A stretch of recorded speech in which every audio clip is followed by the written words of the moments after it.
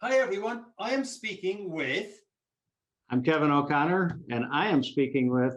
Conor Caneen, Irishman Speaks. And both of us are deans for the upcoming NSA Illinois Speaker Academy. Kevin. So, Kevin, what attracted you to helping out with new speakers and understanding the business of speaking?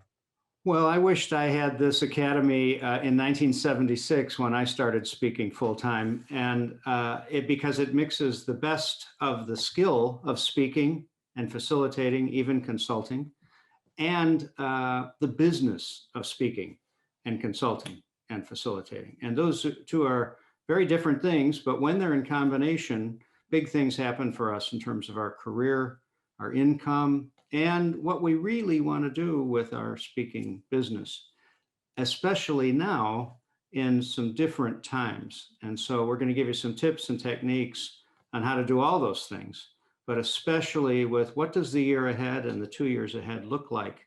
We're bringing in local experts and national experts. This is going to be a great set of learning opportunities. Right. And you're proof positive that this is a business with significant longevity as well. I mean, when you started, Ulysses Grant was president, yeah? Oh, no, that was 1876. You said 1976. Right. 76 is when I started speaking. Yeah, I think I was president in the 80s. And then now I'm on the Chapter Leadership Council for NSA National. So there's many people out there that want to become a speaker.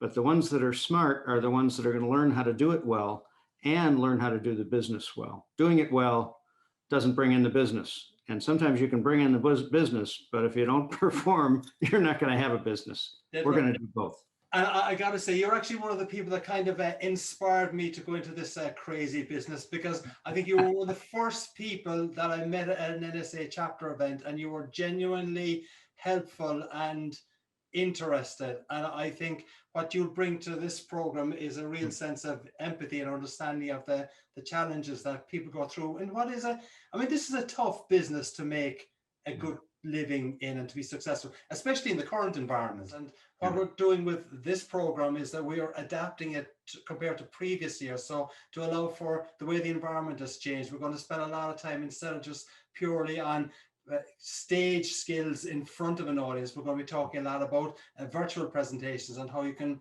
connect with your audience and make sure that they're engaged and you get the repeat business. You know, I was at a conference the other day for psychologists and psychiatrists, and what they did at this conference is when they were doing demonstrations, which they always do, they stopped every once in a while, looked at the audience and said, now here's why I asked that question. Now I'm going to ask this question. And what I'm looking for is, they really peeled back the curtain of the Wizard of Oz so you could see what was going on. Right. And all the people who are presenting are going to peel back the curtain. They're going to show you what they do every day, every week, that makes them successful. And that's the real advantage of this. It's not just really good people saying, look what I did, achieve. They're going to tell you how they achieved that. And then you can take those ideas and put them into practice immediately.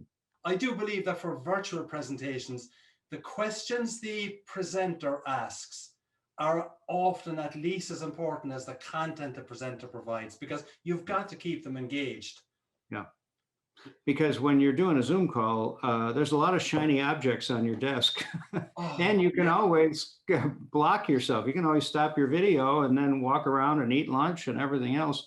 But when you have a really good presenter, people don't want to do that because they're engaged. We're going to be talking a lot about the business of speaking, because there's a lot of very good speakers who are bankrupt.